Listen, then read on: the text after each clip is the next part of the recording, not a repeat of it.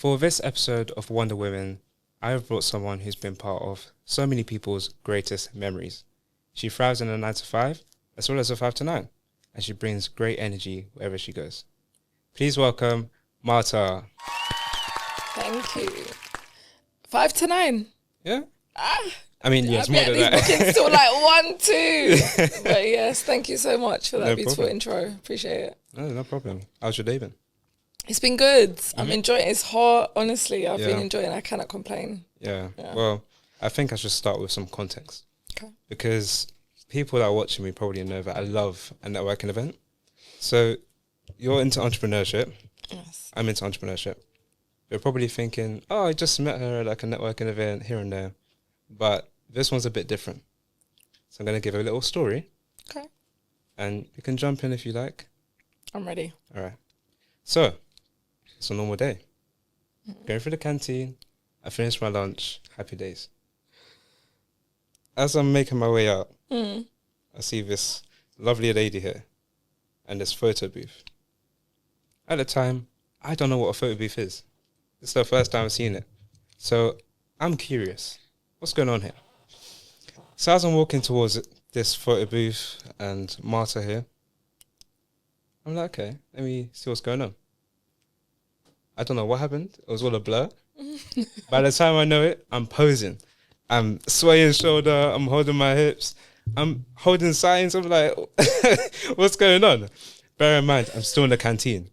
And this felt like 30 seconds, right? But this was like probably 2 minutes, let's say. Yeah. And I got some lovely pictures out of it. I still have my phone. Until this day, I don't know how you move so fast. You got me to be modeling in my lunch break. So, yeah, that was the reason why you're here. Because I know you're super effective at what you do. And I want to learn a bit more about what you do. I'm sure people can get wisdom from your lessons as well. Absolutely. And I really appreciate you sharing that story because that's what we're all about. It's creating that experience. Yeah. And the fact that you still don't understand how you got there, how you were posing, that is literally the aim of what Inflow, of why Inflow exists. Yeah, exactly. So can I ask you something? Of course, yeah. In those 30 seconds, potentially 2 minutes, did you find your flow? I found my flow. Did you find your flow? You even asked me, have you done this before? I was like, no. Maybe it just hyping me up, but I was switching between poses every couple of seconds. Telling you, I can show you the pictures as well. But yeah, it was incredible. Do you know what? We need to run those pictures back before the episode finishes. Absolutely. Oh, so you can give the people what they want. Yeah, I might include them in the edit. I might send them. So you can add them at the top. But yeah, that was literally what I needed to be like, I need to stay in contact. I need to follow your page. I need to see what you do. So yeah. Yeah, and I really appreciate it because it's all about, it was very organic. And when you reached out and you said, you know, Marta, would you be interested in being in a podcast? I was like, me? Yeah, you. What for? I was so confused. And then when we had our initial conversation, I don't think I've actually realised everything that I've done, everything that I've accomplished. And I feel like in Flow, I've built a brand. Yeah. I feel like I am a brand at this point. And yeah, feedback like this is what keeps me going. Yeah. Sorry, I keep moving this thing. No, take your time. Feedback like this is literally what keeps me going because that's what it's all about. Yeah. Yeah. No, you're So great at thank what you do. Yeah. Appreciate it. No problem. And also, like, before we continue, Yes. I think I have to clear my lines a bit because my parents are probably looking at me like, oh, so this is what you do at work. My friends are looking at me sideways like, so You're modeling. posing.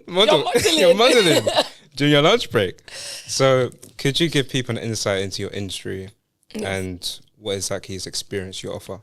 Yes. So I own a photo booth experience company called Inflow Booths. And what we provide, it's a photo booth. It's freestanding, very compact, slim, and we provide services to different people, companies and events. So for instance, when you and I met, I was providing a service for the company that you work for. Because they needed something to engage, something that would what employees could use to interact. and a service that would engage them. It definitely engaged me. It engaged you. You're good. You're thoroughly engaged. So that's the whole purpose of it. I'm used a lot for brand activations. You've got summer parties, Christmas parties, any sort of event where people require entertainment. But it's so much more than entertainment. I really do genuinely believe that. I always say to people, the photo booth is an extension of me. Yeah. So what you're really paying for is my energy, it's my time. And then the booth is essentially a vessel that allows people to create and keep those memories. And I love stories like yours because it's people that wouldn't typically stop, wouldn't typically engage with such a service. Yeah. I'm there to make you feel comfortable, to make you feel safe, to make you feel good. Yeah. And to just allow you to enjoy the moment. Exactly. So, yeah, that's what the photo booth is for. Yeah. So, big up Inflow Booth. Of course. And bar that, the reason why I call it an experience is because it's so much more than just standing there. It's so much more than taking pictures. Yeah. If you've had a hard week, if those 30 seconds allow you to just feel something more than what you felt, then my mission has been accomplished. Yeah. And besides the, aesthetic photo side of it, the booth actually is great in terms of insights as well. It can capture data. So we can run surveys, you can do market research from it. It's such a powerful little compact thing. And it's funny because people say like, oh, but it's so small, it does so many things. And I'm like, hello, it's me. It's you. Literally. Big things really do come in small packages. And the booth is literally an extension of that. Yeah, literally. Like, it shows like the booth is not just a standalone product. No. It is literally an extension of you. And so far I presented one facet of you, which is Marta the entrepreneur. There's also Marta the mother, the employee, and a friend as well. Yeah. So tell us a bit about your background. Maybe a bit about your upbringing, if you want to add that in there, and how you came to be this amazing person about today. Oh God, you're going to make me cry. I can already feel it. I can feel it. Just started. We've just begun. Yeah. So I came to the UK when I was 7. And I'm originally Portuguese Angolan. Yeah. My mum brought us here, raised us, and she did an absolute great job. My mom is an extremely dynamic and resilient woman. And I think she raised many hers. So my sister's also an entrepreneur. My mom is an entrepreneur. My mom was one of the first and only like Angolan lawyers in the UK. Now there are so many. Yeah. But she was one of the first, and she built her own firm. I helped her do that. Then my sister started her own, she has her own languages centre as well. My sister lives in Reunion Island. Nice. And I helped her with some of the foundational stuff of that as well. And then my time came, and when it was my time, it was my time, and I had a great foundation. But it's always kind of been instilled in me. I remember really young, selling like lemonade outside the driveway. And so I've always had that spirit. I think I just come from a bloodline of women that get things done. It's a blessing and a curse in a way. I remember we spoke about this. It's great. It has taught me a lot. But I think there were certain things that I also didn't learn, like, resting and knowing when to prioritize self as well. Yeah. So big up my mom. Big up my sister. Yes. And everybody that has helped me on this journey. I'm also a mother now. So, I have a daughter called Kalani. She's absolutely amazing. She's one of my biggest teachers. Yeah. And that in itself was really challenging. I think we can do a whole episode just on motherhood and entrepreneurship. Because that was really, really intense. Trying to balance everything. And as women, I think it's so beautiful, the fact that we are able, but I think that it just comes with so much sacrifice. And that's something that I had to maneuver. We're gonna get deep. But I think growing up, my mum was also pursuing her desires and her career. Yeah. And I have really come to understand that we do the best that we can with the tools that we have. Yeah. And that's okay. And I remember being really resentful of my mum because I felt that she prioritized her work a lot. But how could she not when she didn't have, you know, my mum was an immigrant here. She didn't have a village as such. And last year, I had to really look in the mirror and realize, oh my gosh, I've become that. Yeah. I also, I feel that possibly in a couple of years, Kalani will be sitting in this seat and reiterating everything that I'm saying. Yeah. You know, I was resentful of my mum for prioritizing that. And I also began to do the same. Yeah. The business was like at the forefront of my life. Yeah. But how could I not? You know, I'm someone who's extremely dedicated. I'm very dynamic, extremely resilient. Like I said, I am my mother's daughter through and through.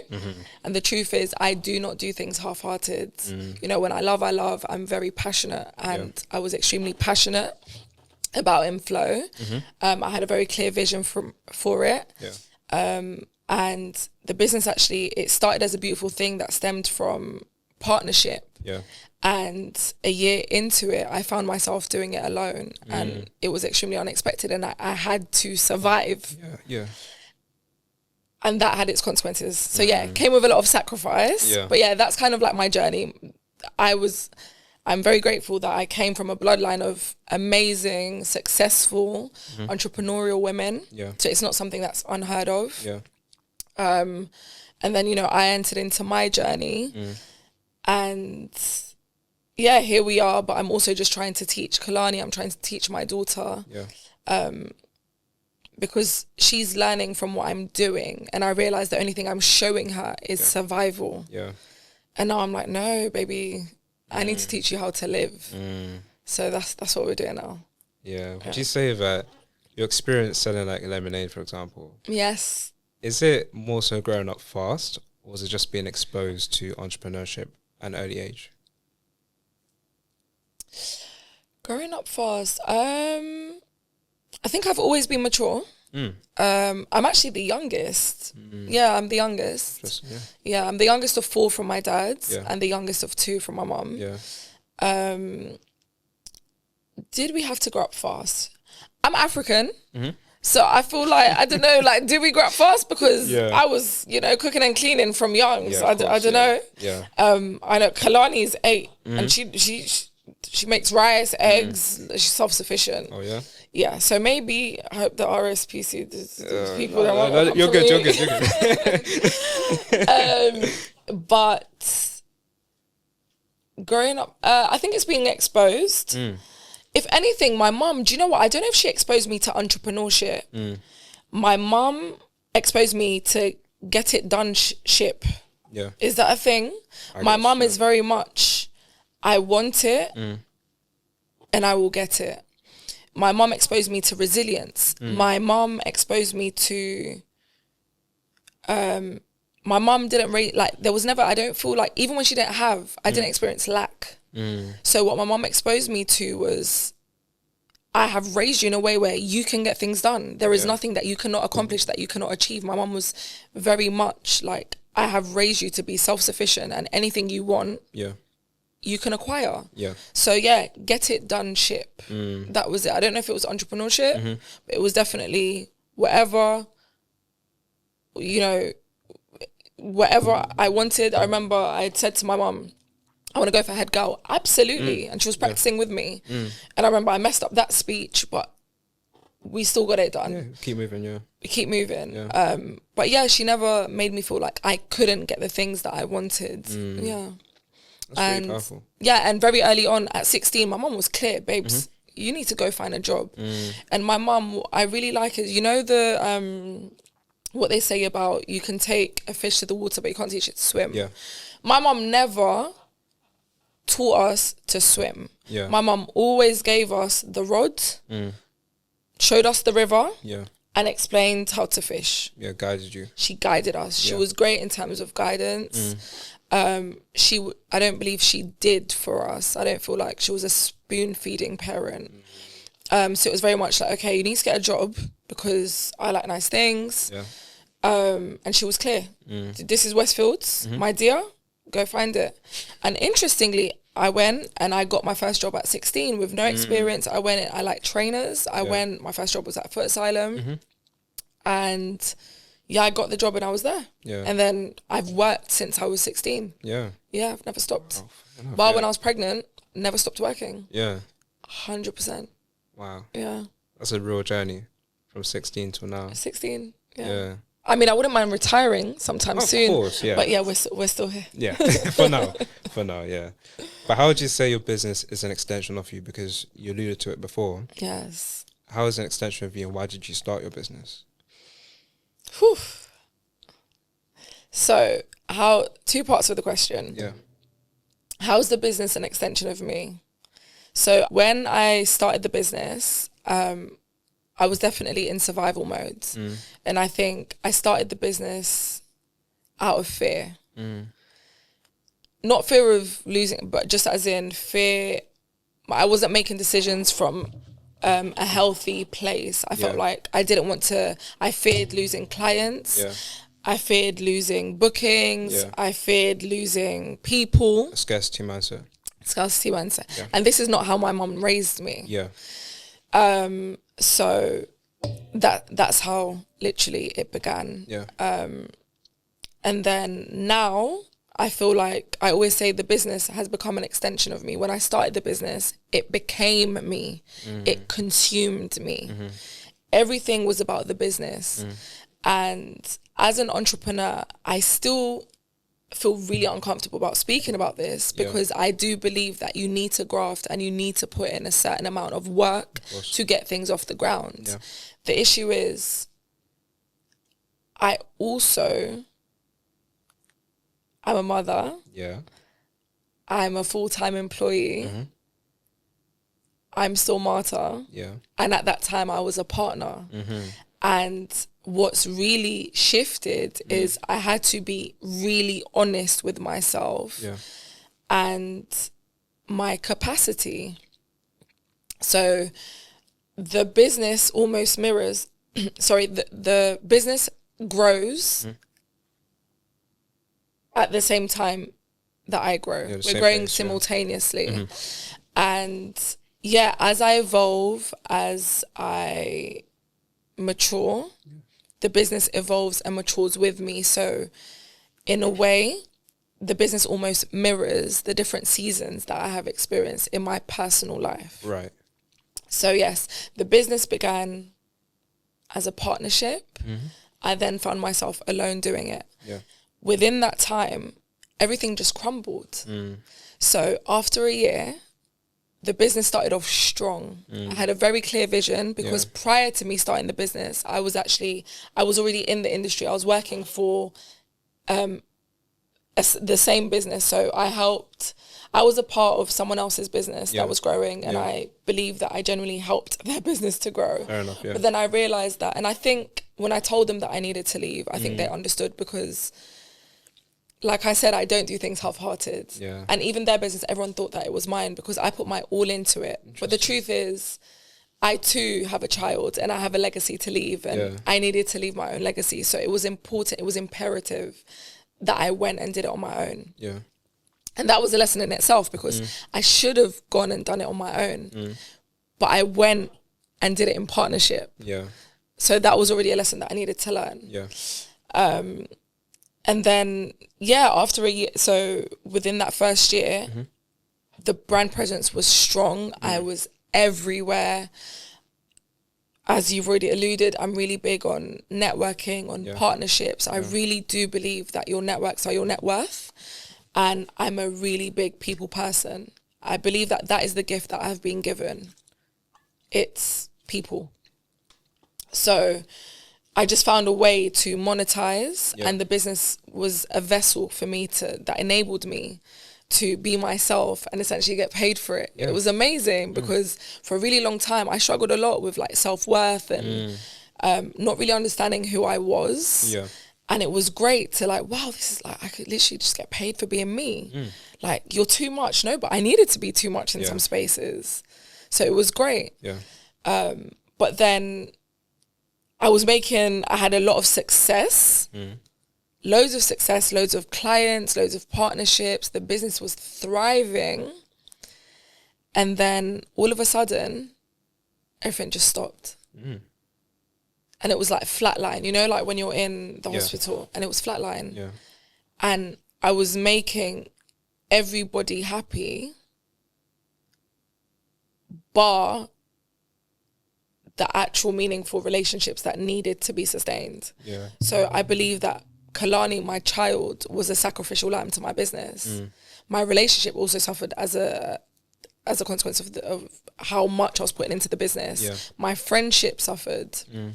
You know, so I had to really take a step back. Yeah. Most importantly, I suffered because the biggest out of all the relationships that were damaged, it was my relationship with myself.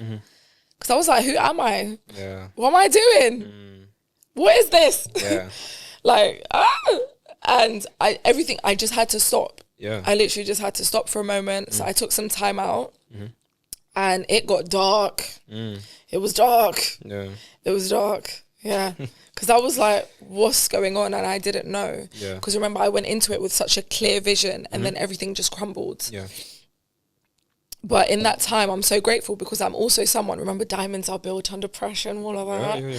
But no, really, like I reconnected with my faith. Yeah. Which I believe has kept me going up until now. So I'm grateful in itself. Yeah. And remember, the business is all about finding your flow and providing experiences. And again, it's mirroring what is happening in my personal life. Yeah. So that experience allowed me to now be where I am today. Yeah. And I just went into a process of refinding my flow. Because I will admit, you know, there was a stage where I became resentful of the business because I felt like it had taken from me. Yeah. But then no, it hadn't. Yeah. Everything that needed to go left, literally. And everything that needed to stay stayed. Yeah. And thankfully, I didn't lose clients. Not any that I wanted to keep. And yeah, I just completely changed I shifted my energy to the things that mattered. Yeah. And yeah, one day I remember coming out of that dark hole, remembering who I was. Yep, I'm going to up the price. Yeah, because now the price is not the price anymore. Yeah. No, we're not doing that. And yeah, I just like literally, I said, yeah, no, sorry, price increase. Yeah. Because actually for me to leave my house, for me to leave my child, for me to miss out on, I was missing out on so many important things like socially because I was always at work. All I did was work. And then remember, work. Yeah. That's why when he said, oh, she does a 9 to 5 and then a 5 to 9, I was like, 5 to 9 where? Where? What booking is this that's ending at 9, please?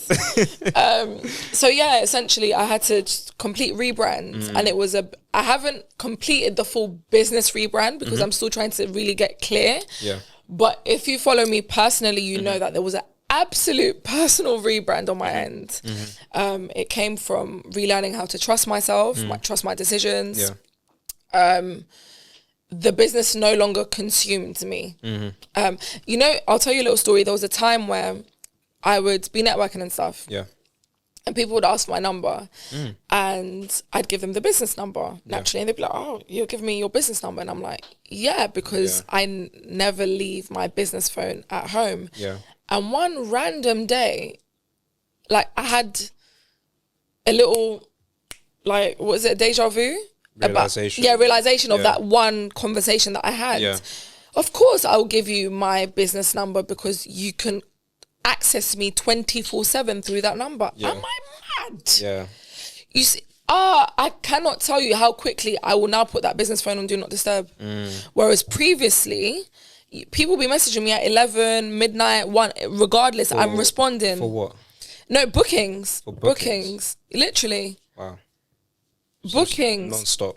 non-stop. No, but not only that, because you can message me, I can't control what you do. Yeah. I can only control what I do. Yeah, when you respond. And this is the thing, because I was in survival mode, I was very reactive. Yeah. This is the biggest change. I've become, as I've matured, as I've grown, I've become a lot less reactive. Interesting.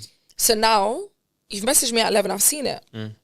I don't know why I've seen it, because I should be sleeping by 9. But anyway, that's a conversation for another day. I've seen it and I'm like, let me think about it. Yeah. And then I'll reply. Yeah.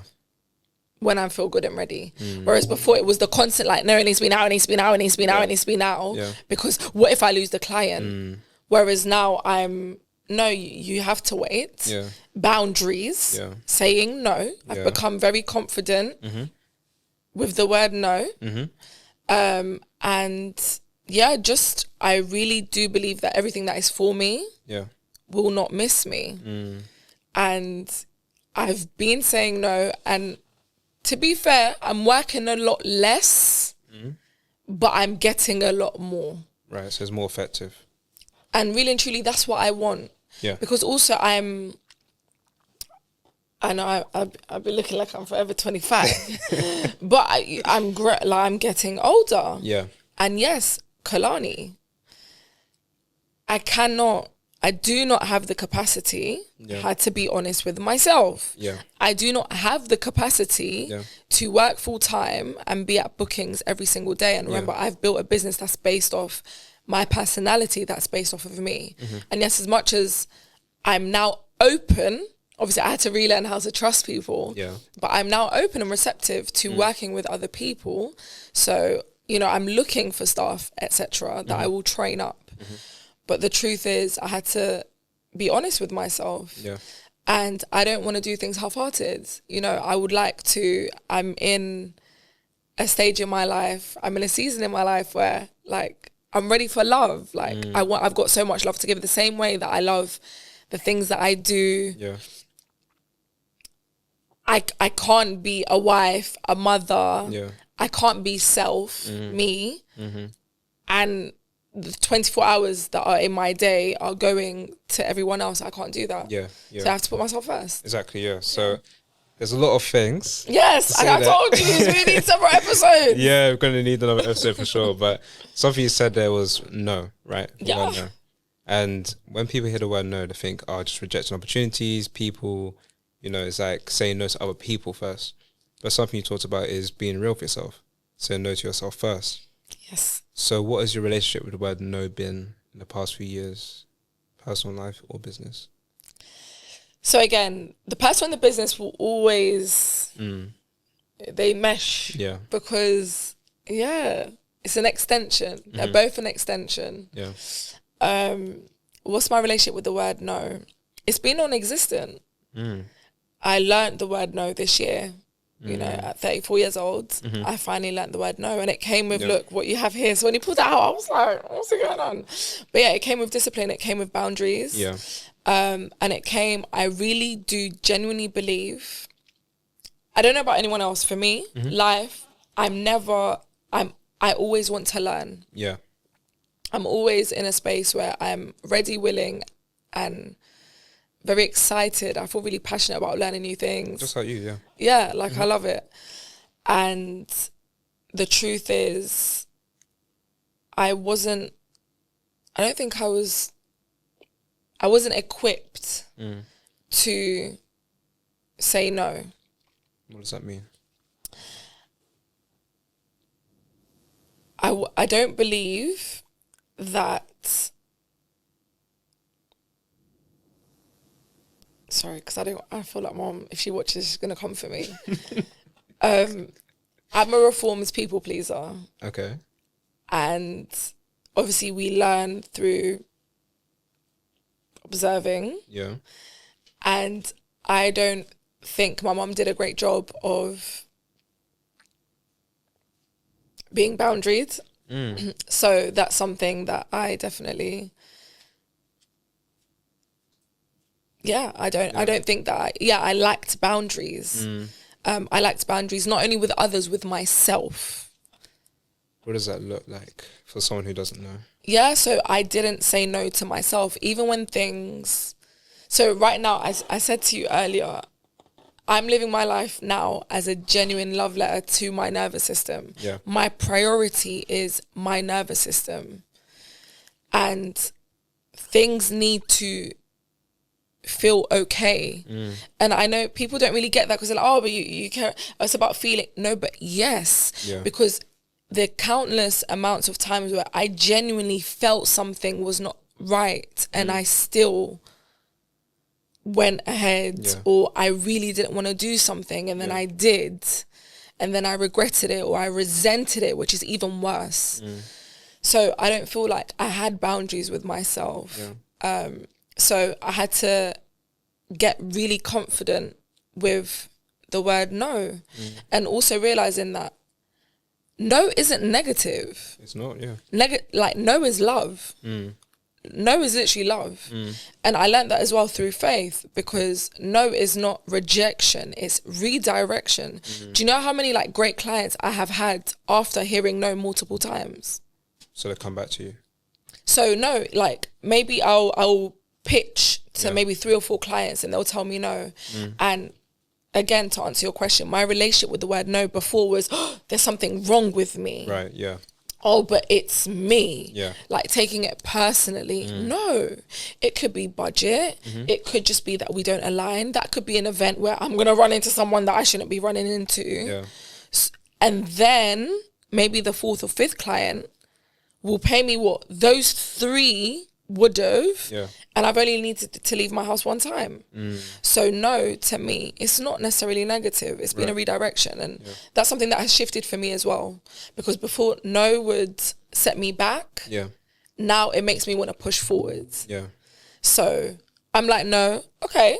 So before, okay, for instance, in the business that I'm in, it's seasonal. Yeah. So my peak seasons are summer periods. And Christmas periods. That's when most people will have events. Last year, I was booked and busy. This year, I have increased my capacity, but I've only had, honestly, 3 bookings. Old Marta, panic. Because remember, I need to do bookings in order to have money in the account. Yeah. Panic. What's going on? I need to do it. New Marta, Yeah. okay, that's cool. That means right now I'm in a season where I need to be more still. I need to be still. That's fine. No bookings, that's okay. We're going to build partnerships. So I've been going crazy with the networking events. What can I do to rebrand? Yeah. Okay, and I just shift my focus. Yeah. I've not seen it as, oh my God, what have I done wrong? Yeah. No. So again, just less reactive. Okay, that's not working. Okay, that's fine. Yeah. Let's pivot. What can we do? Yeah. Resilience. Yeah. Thanks, Mum. Yeah. So, of course, so yeah, this is now my relationship with the word no. And what did you ask me? What do I do in terms of? So what is your relationship with the word no? It was just pretty much like around what you said before. Just knowing like how to approach it and stuff like that. Yeah, honestly, I've removed the stigma of it being a negative thing. Yeah. It's right now, honestly, it's redirection. And again, I cannot emphasize how much I've needed. One of the biggest things is I always thought that I had to do things on my own when I was in survival. Right. Now I'm living. Literally, like, it feels so good to say, but I'm genuinely living. Like, life isn't happening to me. Like, I'm experiencing it firsthand and it feels so good. And I genuinely understand it. And I feel like sometimes people just look at my life and I'm like, look at that, I'm doing this and I'm doing this and I'm doing this. And it's not like there's no, like, boast. It's just like, it's for me. Like, I'm doing it for me. Yeah. Because I had to remember, like, me. And that's come with a lot of, So, and I've had to say no to myself. So, first, saying no to everything that I was doing. Right. Had to look in the mirror and not hypothetically. I stood in front of the mirror and was like, listen, look here. What's going on, babes? Like, what are we doing? What are we doing? Yeah. Because this is what you're doing, but this is what is happening. This can't happen anymore. Yeah. So I had to literally, I did a whole 180 on my life. Again, this is an episode for another day, but I had to be realistic about my capacity. Yeah. And I had to I had to start doing things and put systems in place and tools that would allow me to increase my capacity so that I would have capacity for the things that I want, for the things that I desire. Yeah. And I genuinely believe that has allowed me to attract more things that are in alignment with me. Yeah. Also, I'm no longer like, it's beautiful. Yeah. I love it. It's like money. Yeah. I believe that I have a great relationship with money because I love money. I love spending money. I love making money. I love saving money. I think it's energy. Yeah. I'm not scared. And same with the no. In terms of boundaries, then, like, yes, how do you protect your time? What does that look practically? Because for someone who's starting their own business, I'm sure there's a period of like instability, or like they're going really all in, they're really intense, and they kind of lose themselves in that process, forget why they started. So what are some measures you can take to protect yourself from that? Look in the mirror. Just to look in the mirror. No, but honestly, everything goes back, because when you look, for me, what is looking in the mirror? Looking in the mirror means having those really important conversations with yourself.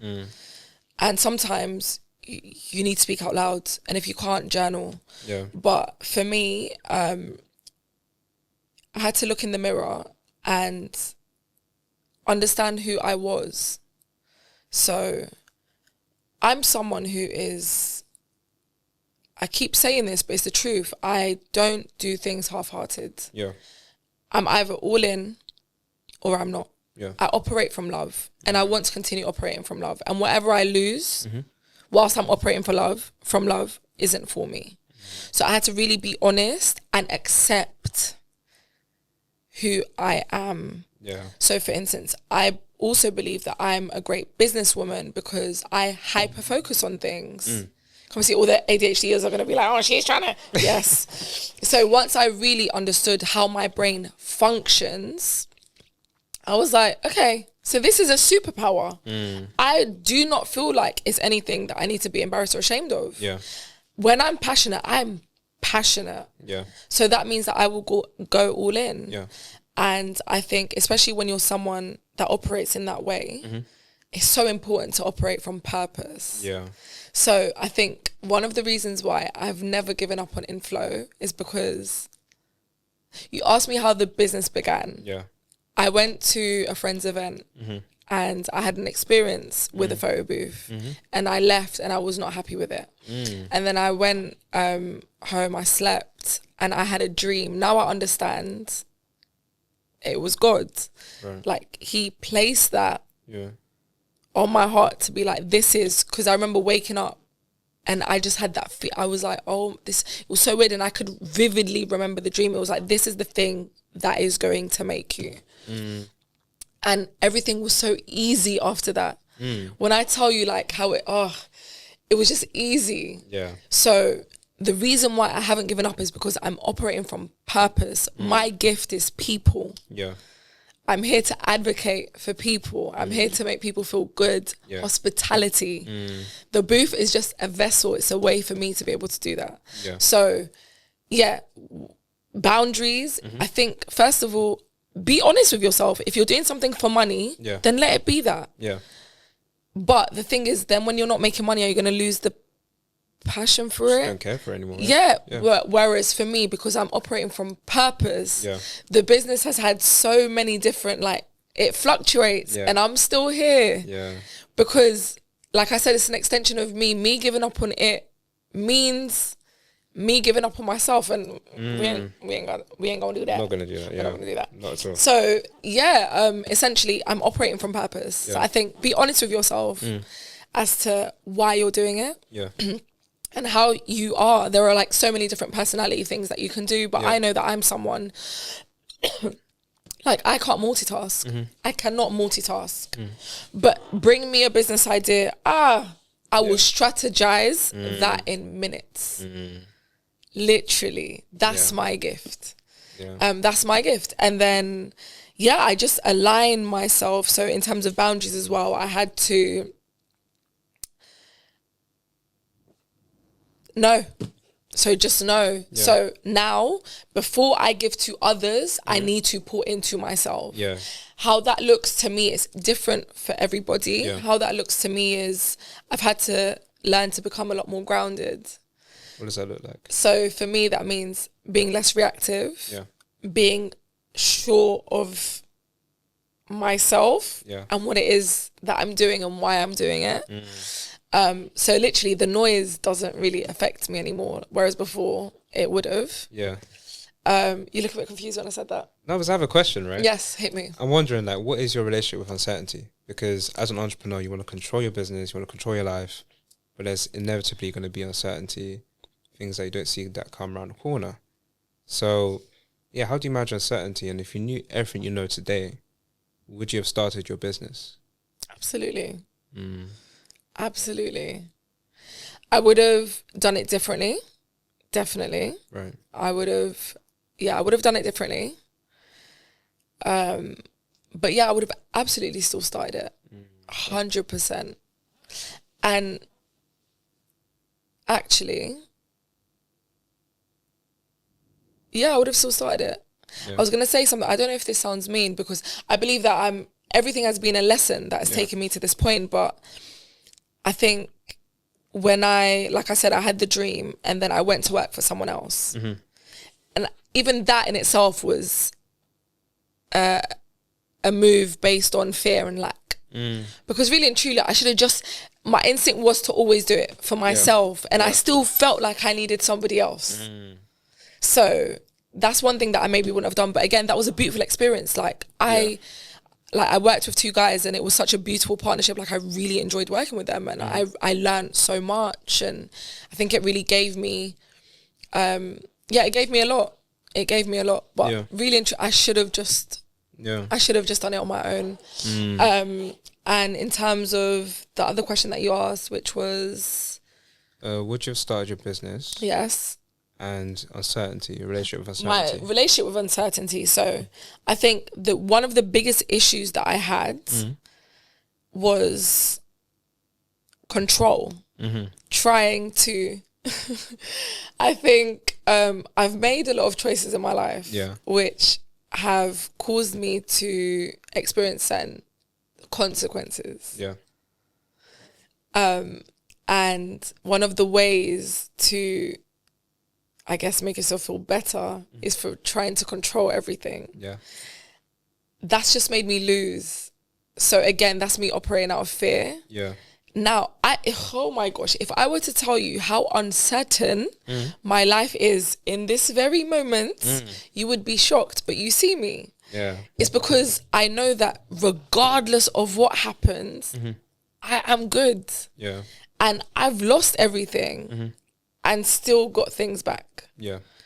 So it's weird. It's, again, honestly, faith. Yeah. That it gives me so much comfort and confidence. Yeah. Like, I genuinely have blind faith. I just told you, I've had 3 bookings for the summer. Yeah. Moment of silence. Literally. But do you know what? I'm good. Yeah. Because I know that I will be good. And I know, above all, I'm not a tree. Yeah. I can move. Yeah.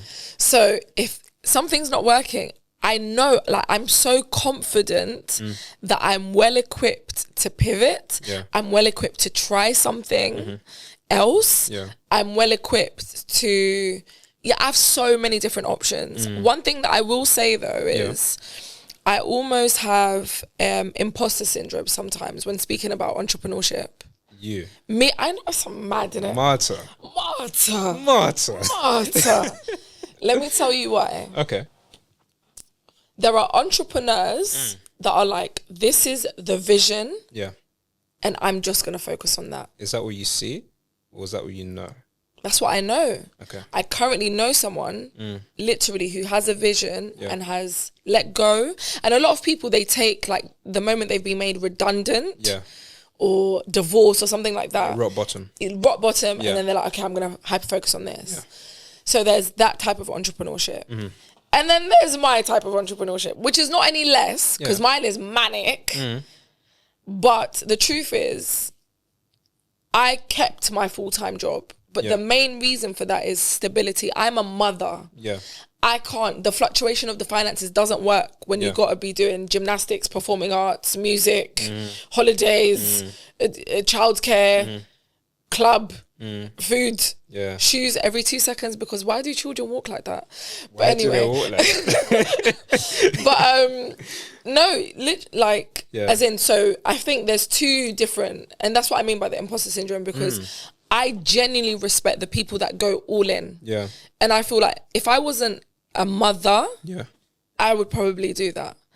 But because I have my daughter and I needed a certain level of stability, I was like, I don't feel quite comfortable with that yet. And that's probably the reason why as well. A lot of people have asked me, like, why don't you do Inflow full time? Yeah. And I'm like, because one time I broke my ankle and I got paid for 6 weeks. Inflow, if I'm not going to the booking, I'm not like, it stops. Yeah. Last year I had sciatica. Do you know what sciatica is? No idea. A trapped nerve in my back. I couldn't move. Like, I was bedbound. I was on antibiotics, not functioning. I had a booking, and this is where boundaries come in. Yeah. I had a booking. I still did that booking, and I was taking regular breaks, going to the car and literally like taking tablets. When I tell you the pain, I probably made it worse. Yeah. Because I was the fear of, I'm sorry, but I cannot. Yeah. But again, I'm a small business, one person, people are relying on that. But wow. I've chosen to maintain because I needed that level of stability. Yeah. So big up yourself if you're an entrepreneur that is going all in. Obviously, I respect it, but I also respect the people that are working full time for somebody else. Yeah. And then it's double for work. And it's double. Yeah, but at least we can, like, you can give up and still know that you're good. Yeah, but what if you choose the other way, like in terms of mindset, yeah, if you're an entrepreneur with a stable income, what do you think the mindset of an entrepreneur will be because of that stable income? Because for me, it's like, if you're running your business from a place of, I need to make money, I need to make this work, you got more hunger. But you've also got like more drive. There's also fear there as well, because you're gonna really like go all in, and if it doesn't work, then what? You know, because I imagine you're more like creative, because you talked about survive. I don't know. Like for me, it's like if you're acting from a place of survival, it's like I need to just make it to the next day. Whereas if you're more like stable, more relaxed, more comfortable, you can think long term. You can be a bit more creative. You can be like an experiment of different things that I know or I don't know yet that would work, or I just stick to what I know in order to make it the next day. You know yeah. So obviously we're doing little snippets of things. Yeah. When I say I was in survival when I started the business, I just got a mortgage. So I bought a property with my mum, and we are women who chew. When we go big, we really go big. Right, okay. So we bit a lot and we had to chew a lot. But again, we're not afraid of chewing. Yeah. So yeah, survival as in I was under like the financial pressure that I had in that moment of time was I'd never experienced anything like it. But it was character building for sure. And I think I needed it. But uncertainty, I think the only certain thing in life is uncertainty. Fair enough, yeah. That's literally it. And I know someone very important said that, I don't remember who, but the only certain thing in life is uncertainty and death, of course. Yeah. But yeah, I more than everything, I just know that I will be good. Yeah. And most importantly, I feel that I have put so much good into, I'm like, have you ever watched SpongeBob, you know, and then he just like throws away flowers. Yeah. That's me. Right. I'm just like, and I feel like people have experienced me in different ways. Yeah. The good, the bad, and the ugly. But I know for a fact, I'm so certain that I have put out so much good into this world that I know that even if I have nothing, I will always be good. Yeah. Like, I will always be good. I will never lack. Like, I will never lack. And I'm not scared. Because even if I do, I will know how to make it work. Yeah. So, yeah, like, I don't... Yeah, we just carry on, you move. Yeah, it depends on how you react then. Because I feel like if you have a 9 to 5 and you're building a business, like Tim Campbell, for example, is a huge proponent for taking the skills of an employee and taking it into your business. It makes it more successful. I imagine there's some stats behind that, but yeah, there's some practicality with that. And the point I come across here is it's so admired to go all in. It's really marketable. Like you go on social media, this person's made 1 million, they bootstrapped this or whatever. And yeah, it's really marketable, it's really clear. But at the same time, for some people, it doesn't work. You know, as you said, you're a mother as well. So if anything, it's even more tough to, not have to be forced to succeed, but rather to succeed on your own avail whilst you're working and have responsibility and so on and so forth. And what about to be forced to succeed whilst feeling like you're failing? But you accept that when you go all in. When you go all in, because just to give you a context of my day, I would drop my daughter at school, and in terms of where I work and her school, we're talking an hour and a half because of traffic. Yeah. Right? So leave her. So I'm having to wake her up really, really early to go to Breakfast Club. Yeah. To then drive to work. Just about making it in for 9. Yeah. I was literally late most of the times. Yeah. Then work until 3. Then going back up to pick her up. To then, so I was living Hertfordshire. Yeah. And then coming back down to London. Yeah. Where I just came from. Yeah. Coming back to leave her with either my mum or her godmother or whoever was going to stay with her. Yeah. So that then I could go into central London to do bookings. To then sometimes be picking her up super late. That's why when I say like sacrificial lamb, literally. Yeah. So yeah, succeeding, but also feeling like failing. And me, I'm a mum. Some women may feel like that in terms of like their marriages or even just for themselves. So during that period, I wasn't looking after myself. I always say I was fluffy because the gym had not seen me. Yeah. And there was a resistance it was almost like I felt like I didn't deserve to look after myself because I hadn't achieved what I thought I needed to achieve. Do you think that's toxic? Absolutely. It was nasty work. Yeah. It was horrible. That's what I'm saying. The conversations with self, the mirror. And I just had to be like, what are you doing? Yeah. Like, what's happening here? Yeah. Because I can do all these things, but the way I was doing it was not great. And sustainable. It was not sustainable. It was not sustainable. And again, I don't know if I can say this, but till this day, my mum works like 7-day weeks. And yeah. But I just thought it was normal.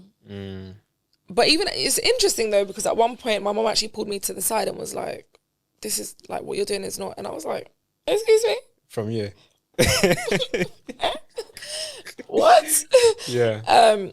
But again, I have a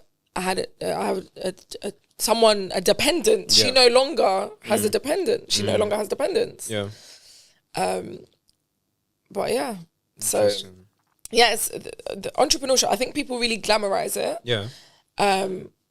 People, especially social media, they make it because you have freedom and time and da-da-da. Yeah, own boss and everything. Yes. Down the line. Yeah. You need to put in the work. Yeah. And you need to be strategic. Yeah. I really found creative ways to make my job work for what I was building. And I found creative ways to, I had to get extremely creative with how I was utilizing my time. But yeah, it was a lot. Yeah. It was a lot. If you start from ground zero then, like when you started, yes, I'm sure there were many fears and concerns you had, maybe doubts. Of course you had a clear vision, but I imagine there would have been something that was telling you like, maybe not. Maybe this business is for me, maybe it's not. So was there any fears or worries you had? And if you can recall them, would you be happy to share them? Absolutely. I've never had any doubts about the business. It's the clearest thing I've had. That's good. Because it could have been selling water. It doesn't matter. Like, the point is, my purpose is to work with people. Yeah. And I found a great way to do it. It's a vessel. Yeah. So there's never been a doubt. Yeah. At one point, I remember when I was making the transition from the company that I was previously working with. Yeah. I remember feeling guilty. Like, is it like, I feel bad. Like, I'm now going to go and do the same thing. Yeah. But I had to snap out of that one real quick. Yeah. Because it's me, it's who I am. And, like, I don't think it came as a huge shock. Yeah. So, yeah, that's the only kind of, like, doubt I had. But in terms of the business, what I'm doing... Yeah. Absolutely not. If anything, it just became clear. Yeah. In business, it's really important to understand, like, it's a premium photo booth experience. Again, extension of me. Yeah. I'm like Marmite. I'm not for everybody, nor do I want to be. That's how it should be. Precisely. Yeah. And I feel like at first I was like, I want to do this, and this, and no. Yeah. No. Can't be for everyone. Please. Yeah. And so, yeah, it's just become clearer and clearer the more the business grows. And in terms of what I would do differently. So I think my biggest fear is, as I mentioned, I started the business. So I had the vision, it was very clear, blah, blah. I was in a partnership. Yeah. As an independent woman, I struggled to let my guard down.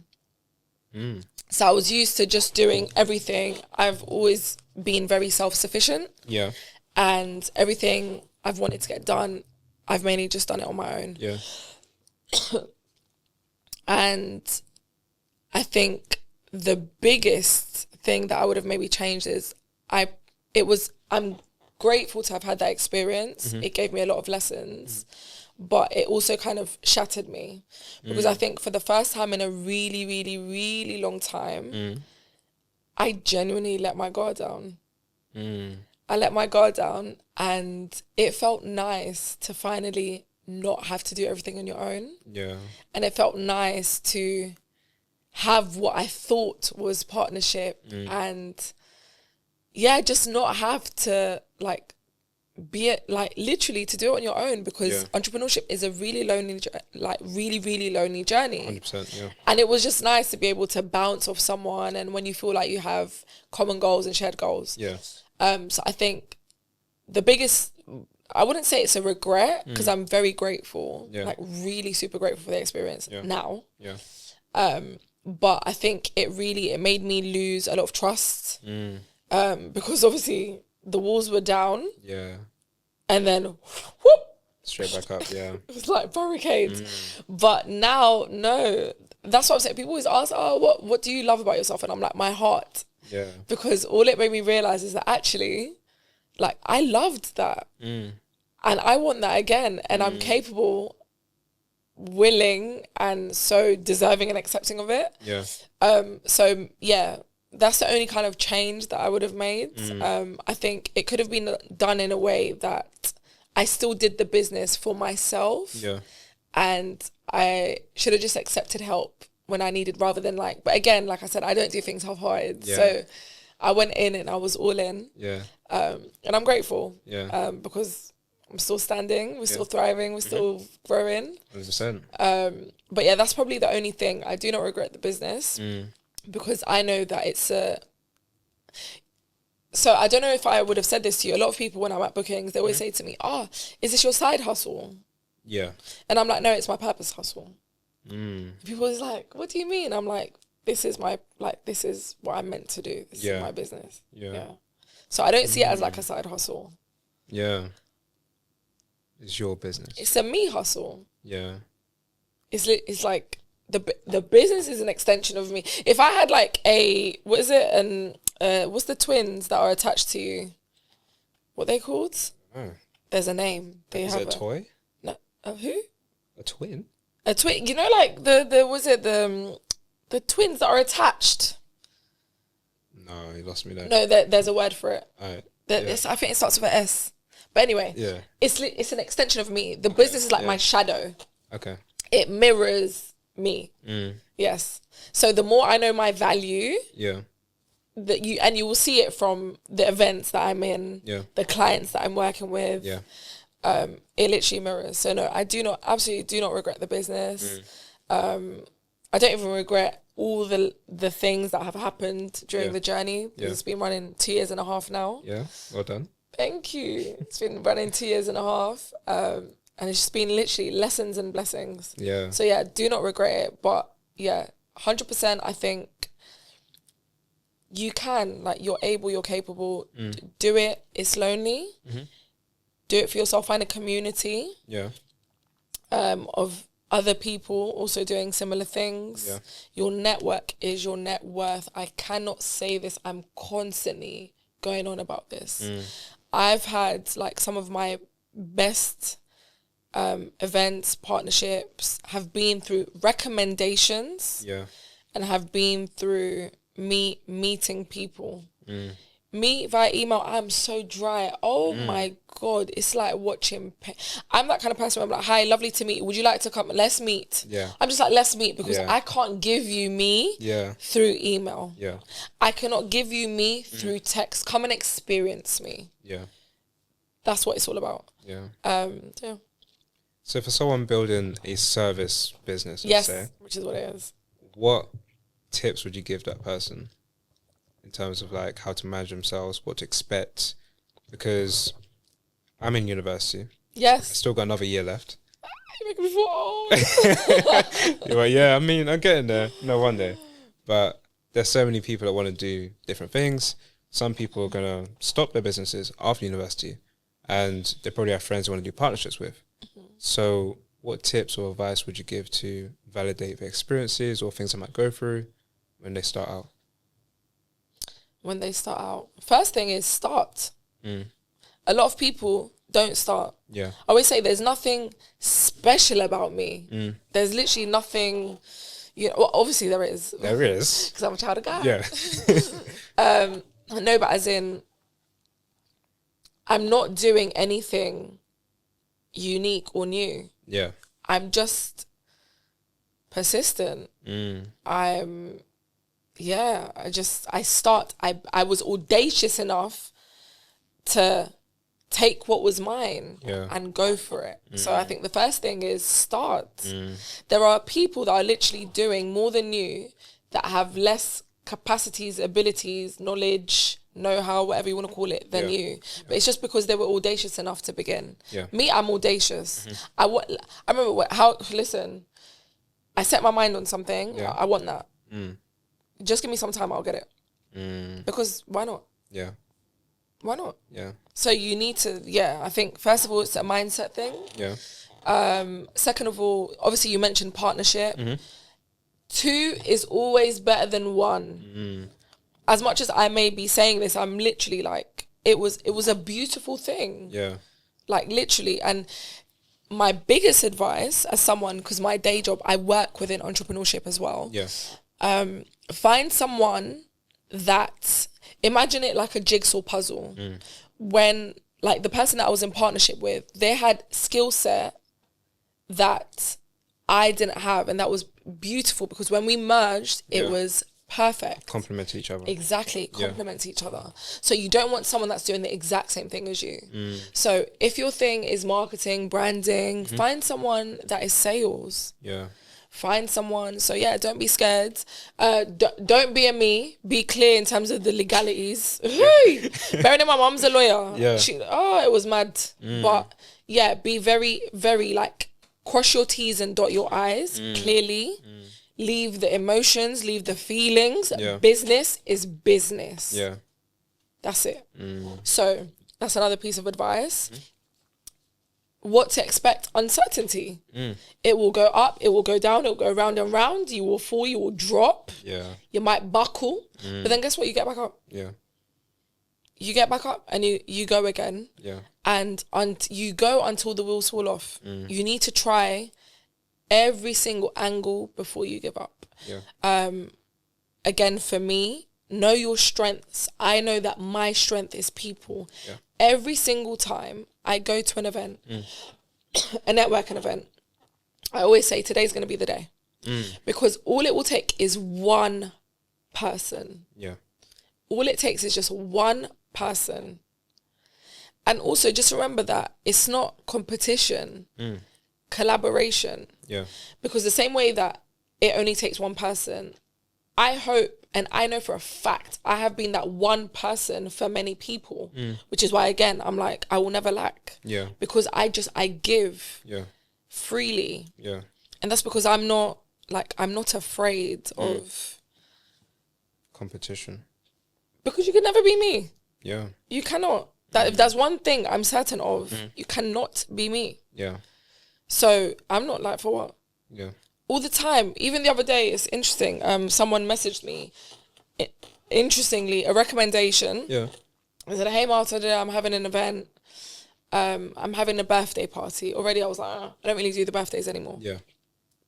But someone recommended, they really want me. I said, no worries. Can I have your pricing? Absolutely. Sent it to them. Oh, it's a bit out of pocket. But no. This is the price. Yeah. Appreciate the recommendation. Who did it come from? Oh, I appreciate it, because then now I need to go say thank you to them. Right. Because I will always be grateful for those that mention my name in rooms that I'm not in. And then it was, because because this is the same price as having a photographer. Old me, I just said, listen, you need to think about what you want for your event. Yeah. Because this is the purpose of a photographer. Yeah. This is my purpose. Different things. Yeah. Yeah. This is my price. You let me know when you're ready. He came back. Do you know what? Really grateful, whatever. I've chosen that way. Absolutely all the best for your event. Yeah. And that's that. It doesn't affect you. Something that was not meant for me was going to be at that event. So I'm good. Fair enough. Yeah. So yeah, you cannot be afraid. Yeah. It will go up, it will go down. And services, also just understand that, yeah, there are a lot of, be very clear on your target market and find out where they are. Yeah. I remember I was really going in terms of my marketing on Instagram. Yeah. But the truth is, the clients that I want are not really there. So again, changing the strategy. Yeah. And just being persistent. Being persistent. Don't be afraid to fail. Yeah. Just be confident that you will get back up. Look at me, I didn't die. And I went, literally, I went through so much. And I'm still here. You're good. You're going to be good. Yeah. Yeah. That's but great, most importantly, just start. Just begin. Yeah. Yeah. I can relate to that as well. This year in particular, Yes. I've started content. Yes. So I've been making videos. I have my own separate YouTube channel from TTB. Okay. And it's essentially the same thing, but it's like a talking head. So I'll be sitting at my desk, as in my uni accommodation. I'll just sit on a stool, put the camera up. The camera's my phone, right? Edit it myself, you know, I do all of that. Just to get the reps in, to practice. Because even, you might see a podcast, right? You think, this person can be in front of camera and stuff like that. But even when you're doing content for yourself, it's different. It's a whole different arena. And as someone who hasn't got much reps in, the expectation goes up every single time. They see you, they're like, okay, so the next one's going to be a millionaire because this person is successful, right? So I need to be conscious of that and make sure it doesn't really go into my head too much. I just need to take my time. And as entrepreneurs, we're purpose driven, right? Is an extension of you, your business, your people person. for me, this is something I'm passionate about. I'm passionate about self-improvement, invest a lot of money, a lot of time into it. Yeah. But for every upside, there's downsides. There's downside, absolutely. So what would you say are some harsh realities of being an entrepreneur? Well, we've mentioned the loneliness. It can be a very lonely ride. Yeah. I think also as entrepreneurs, we're always moving the goalpost. Yeah. So it's, I want this, and then I want that, and then I want that, and then you almost, I think you forget to celebrate the small wins. Like, I'm living in answered prayers right now. Yeah. It's funny, like UBS, they're one of my clients. Like, you know, I'm living in answered prayers. So the downfall is that I'm constantly, now I've worked with them, I'm like, but I need this one and I need that one. Yeah. So it always, but also I feel like I'm very competitive. So I also think it's good. Like, I love challenges. That's what I love, for instance, about the gym, like discipline. Yeah. I'm always setting myself new challenges. Okay, I need to be able to do this, and I've accomplished it. I'm going to do something else. Yeah. But you can't forget what you've also already been able to accomplish. Yeah. So I think that's a blessing and a curse. So it's also one of the downsides. Of course. I think the uncertainty, as much as I'm not everyone, you know, I'm of a certain age now as well, and I'm of a certain age, and you're talking about people that have potentially just left university. Yeah, just starting out. Yeah, starting out. So you have to grow. Yeah. And you need to get comfortable in the uncertainty. And I think you also need to be, one of the downsides is sometimes I think we're not clear on what success means to us. Yeah.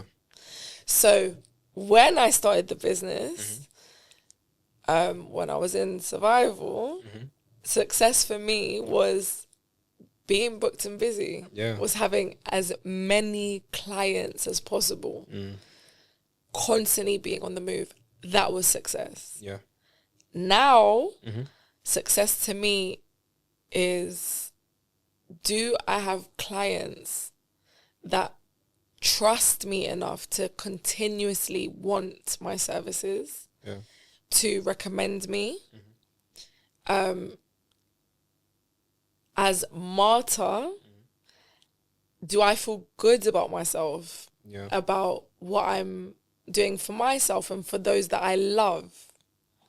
Am I pouring into, for instance, I feel like I wasn't present for some time, and I'm still working on presence. Yeah. So as in, I could be here, but I'm not here. And that's because I had so much going on. Yeah. So I'm in a process now of like removing a lot of noise so that I feel like I've not been able to be present. Yeah. So that's what success feels like to me now. Yeah. And again, seasonally it can change, and that's okay. Yeah. Another downside is, I think, going back to the no thing, rejection is a part of entrepreneurship. And I think you really need to build thick skin. You need to build thick skin. Yeah. Yeah. Because, and again, it comes with the uncertainty. It's really understanding that not everything is for you. And sometimes those no's will be such a blessing to you because I can tell you that for sure. Right? Yeah, you can. Yeah. Literally. So you can, yes. Yeah. You have to be very mindful when it comes to, and also people around you may not, I think it also comes with a lot of entrepreneurship, bar the rejection, comes with a lot of loss. You will lose out on family functions, social events, maybe things that you wanted to buy, trips that you wanted to take. Yeah. But everything is temporary. Exactly, yeah. And this is why I was saying I get confused sometimes, because we do have, like, it's true, you do have to put in that graft, you do have to put in that work. But it just can't consume you. But it also kind of needs to consume you, because that's what will fuel you. It's a fine balance. It's a very fine balance. And me, myself, I think even maybe as I'm explaining it sounds a bit confusing, because I'm still trying to wrap my head around it, because I'm like, if I hadn't have done that, would I have been able to accomplish all the things? Probably not. Yeah, probably not. Yeah, it is a great point. It's like, especially one of success. Yes. It's something I've written about before. So, yeah, I've really had to think about success for myself. What does it mean to you? What is success for you? I mean, right now, it's being exposed to as many opportunities as possible and having the autonomy to pick which path I go in. I love freedom. Yeah. Because at the start of this year, I made a vow to myself kind of to be like, this is the year where everyone will come together. Because for so long, I'll go to networking events every month, you know, maybe a year, I'll probably go to 20 networking events, but I won't have a clear purpose as to why I'm going there. I'll be writing every 2 weeks, be posting. Again, not a clear vision or goal as to what I'm trying to achieve. So this year's been a lot of like consolidation, asking myself, what do I actually want? And right now it's the podcast. I want to develop the podcast, I want to grow the podcast. And yeah, like that's more so the upside of entrepreneurship. It's having the freedom and autonomy, which gives you fulfillment as well, because you're giving back to people. In our case, it's very purpose driven. So for me, that's what makes it worth it. All the struggles. Yeah. But for you, what do you say makes it worth it? What makes it worth it? In a nutshell, what would you say? What makes entrepreneurship worth it for me?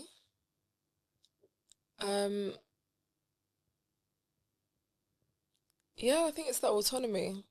I think for a long time, I felt very boxed in to everyone else's expectations. Yeah. And being my own boss has really allowed me to live life on my terms. If I don't want to take a booking, I don't. If, you know, I've been blessed to, you know, the uniform, how I want it to be, how I want to, like, I'm huge on customer experience. If you have experience in flow, you know that we're all about the vibes. Yeah. And again, I work across different sectors and industries, so we're like a chameleon. But yeah, I think it's that freedom, the autonomy, because again, it's an extension of self. It allows me to like put my little sprinkle on how I want things to be. And for me, that's success. And I think I'm gearing towards it looking more, I think I'm in a stage where I want the business to be in a place where it also doesn't require my physical presence all the time. Yeah. Because as I've evolved, I think my time is extremely valuable. Yeah. And now I'm in a phase of just trying to figure out how do I, you know, when you build a brand based on yourself, how do I then pivot? So that's going to be another journey in itself. But yeah, autonomy, time. Yeah. Being able to like shapeshift. Yeah, it's really important. It gives you like another reason to like wake up in the morning, right? Honestly, like, and I really enjoy, because it's people. It's just people. Like, I love people. Yeah. I just love people. I love speaking to people. And you said, you know, you set yourself a challenge at the start of this year. Yeah. And for me, it was just to stop playing small. So like even doing something like this, I was like, do you know what? Why not? Yeah. But before it'd be like, oh, but do I really want to like? I want to tell people about my struggles. Yeah. But no, I realized that's the beauty in it. And I think that's. Inflow is authentic. Yeah. Marta's authentic. Yeah. And I think that's really something that I'm proud of. A lot of people, you know, they have the build in silence and then show up. Yeah. I'm like, no, I'm showing you the sweat, the tears, how this, like, I'm a walking example of life. Yeah, literally. And I think it's beautiful. And if you don't, then you need to just go elsewhere because... Yeah, like, it's just stop playing small. Yeah. You know, this is the journey. I'm sharing it. Yeah. The good, the bad, the ugly. Yeah. Obviously within reason as well. Course, you have to maintain a certain level of integrity. Yeah. But yeah, I enjoy this year. I have really enjoyed waking up and not needing to put on a mask. Just being, Yeah. like being me, Yeah. authentically, unapologetically. Yeah. And that's okay. Like, it's okay. Yeah. And sometimes that means waking up and it's good. Sometimes waking up and it's bad. Mm-hmm. But regardless, it's still me. And that's okay. I think, part of that being boxed in, the autonomy, is the masks that had to be worn. Yeah. And I'm just so grateful more than anything to not have to do that and to be in a business where... And interestingly, it always aligns. So, for instance, at some point, I feel like the business kept me going. Yeah. So, even when I wasn't in a great space, then I'd have like a booking at a law firm. Yeah. And it was like, this is sensational. Yeah. Because then your energy just has to be very like bland. Yeah. And it was like, this is great. Yeah. And then I could, have another booking and it required a lot more, and it was like, oh my god, this is good because this is literally how I feel, so I can showcase that. Yeah. So it's been really it helps. And interestingly, my daughter, so Kalani, she's got her own inflow uniform. Whenever there's a booking that I can take her to. Yeah. That child, listen. Own uniform. Kalani's got what? Okay. Kalani's got her own uniform. Kalani's done bookings. Yeah. Kalani, so I sometimes, if there's a wedding and stuff, if they're like, oh, it's got children, I'm like, great, can I bring mine? Yeah. It's great. Yeah. And it's a little bonding thing. Yeah. She knows how to make Kalani does everything. That's amazing, yeah. Kalani does it. And she loves it. She always says, Mommy, can you take me to Inflow today? Yeah. Can we go to Inflow today? Cool. She absolutely loves it because, again, she's like a little mini me. And she's really able, and Kay is very assertive. So she'll be there and she's like teaching all the other kids how to do it. And she does her little poses, and I look at her and I'm like, yeah. I'm so grateful that I'm now in a space where I'm like, okay, I need to look at how I can help her develop these characteristics that she's showing me, rather than being like, suppress, no, you can't. Yeah. So, Let be yourself. Yeah. But I love that. That's beautiful. I absolutely love it. It gives me, it's inflow. Inflow has us all flowing at the moment. Literally, yeah. That's why you're here, right? Why we're here. It's got us flowing. On T2B Spotlight, we've got a credits tradition. Yes. Where I ask 3-point questions to credits conversation. Yes, hit me. Nothing too heavy. Okay. Just a chill conversation. Okay. So first question is, what is a lesson you've had to learn twice? A lesson I've had to learn twice.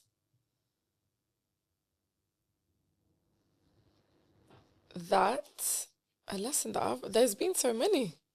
Which one do you want? You can give more than one. Whoa, all the day, laundry today. A lesson that I've had to learn twice. Everything that I need, everything that I desire has always been within me. I didn't need to go searching externally. It's always been here. I just needed to be still enough to understand. Yeah, I've had to learn that one more than twice. We can multiply the 2 by like 100. Oh, okay. Yeah, a lot of times. But we got there. You're here. It's important. Yeah. The fact that you're here is the reason, yeah. Yeah. Wow. Knowing that is within yourself. It's within everything I've ever needed, everything I've ever wanted. Because remember, what did I say? My purpose is to just be love. I just want, the SpongeBob with the flowers. Yeah. Like, I'm love. I am love. That is who I am. Yeah. So love is within me. Everything that I thought, because this was special. No, it was special because I was a part of it. Because it's within me. Yeah. Because I attached myself to it. Yeah. That's another one, detachment. Whew. Detachment from achievements, accomplishments, things, people. It's another one, detachment. Yeah, I had to learn that one a couple of times as well. Yeah, that's a good lesson. Yeah. You sure you haven't answered this one before? No, you put me on the spot. It took me a lot. Usually I'm quick with the responses, but I was like, oh, yeah. That's really good. My second question is, what is the funniest thing that's happened at a client's event? Oh my gosh. The funniest thing that has happened. I've had a couple. Okay. I've had a couple. But you must have seen stuff. I've had to sign a couple NDAs, so let's not swear. Yeah. Sometimes wow. I've had to sign some NDAs for events. Funniest thing, I've seen a couple. Some, because obviously we provide a safe space and people really channel their inner child. Yeah. Something like that, yeah.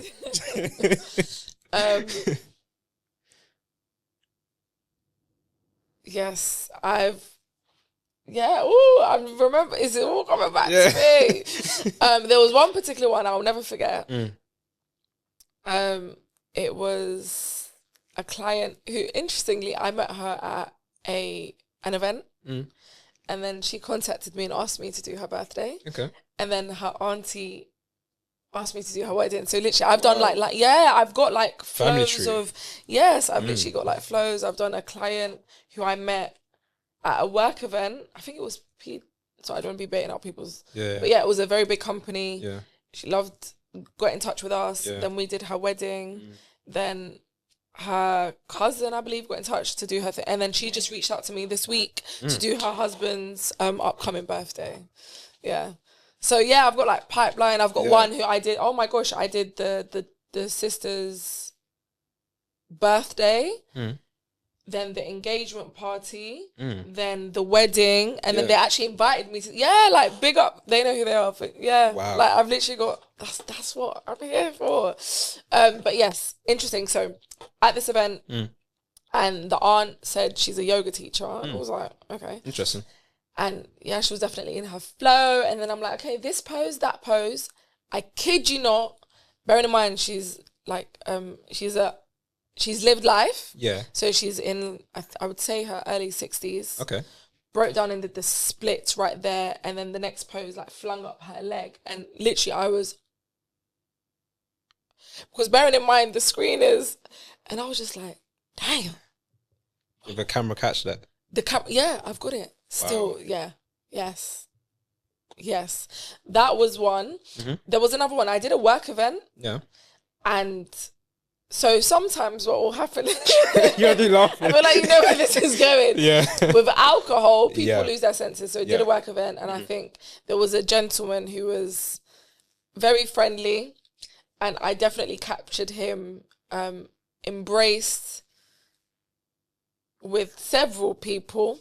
And what will happen is then the following day they'll reach out, because obviously I send the galleries and they're like, sorry, could you delete these? And I'm like, no problem. Yeah, I don't want any problems, we don't want any problems, yeah. So that's the good thing about it, though. You can definitely, you can do some crazy things and then delete. Yeah.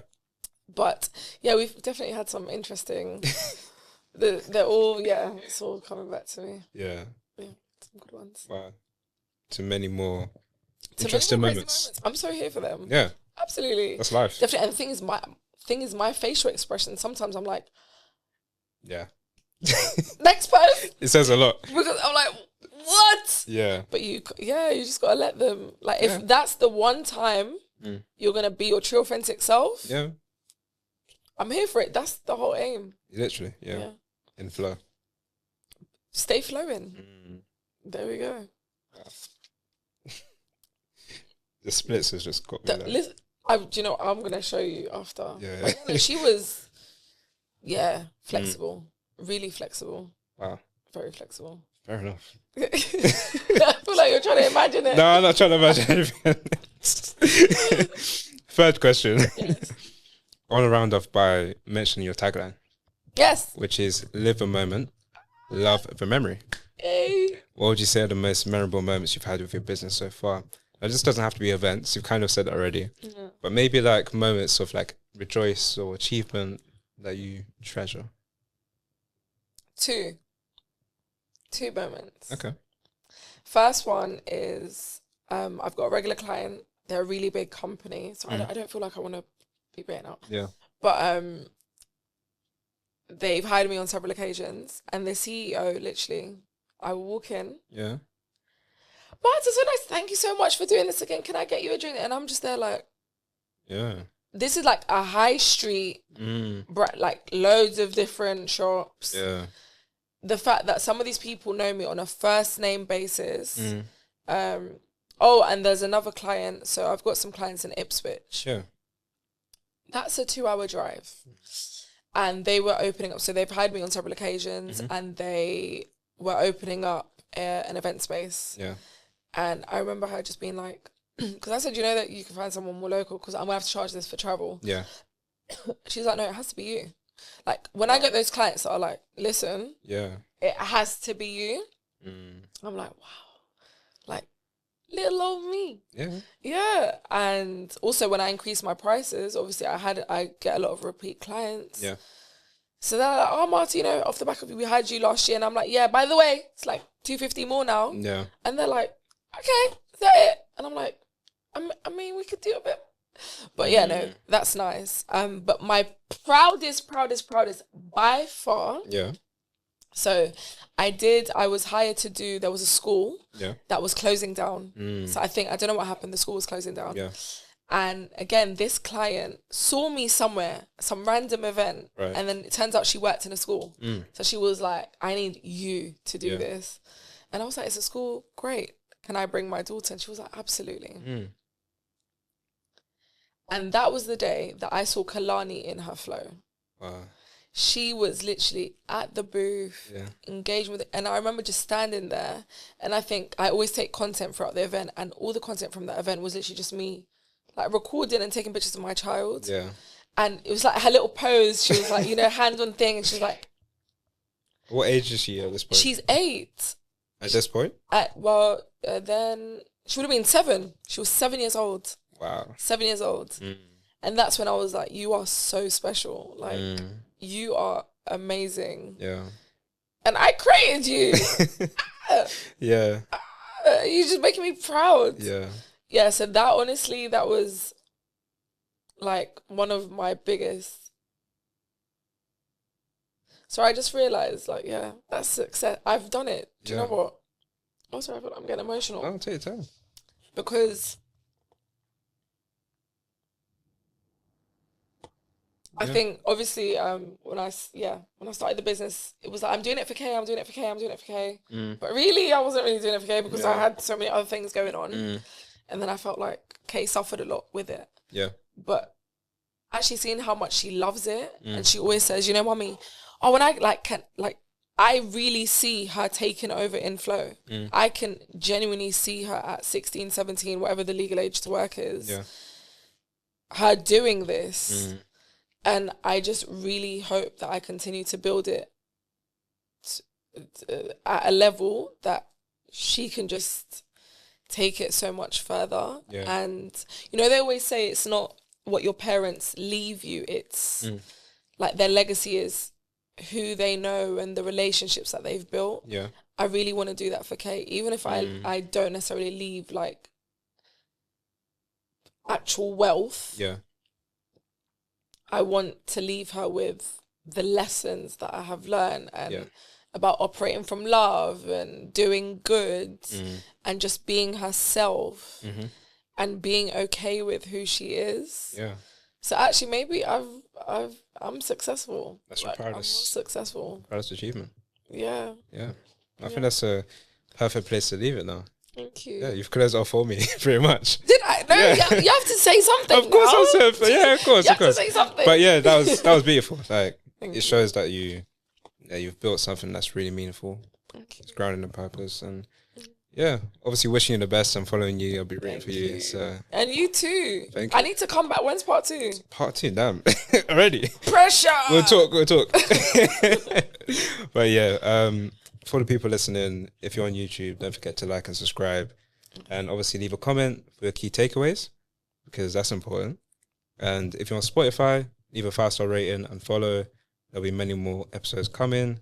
One final time, Marta, thanks so much. Thank you for having me. It's been a great conversation. Thank you so much. And yeah, one final round of applause. Thank you. That's it.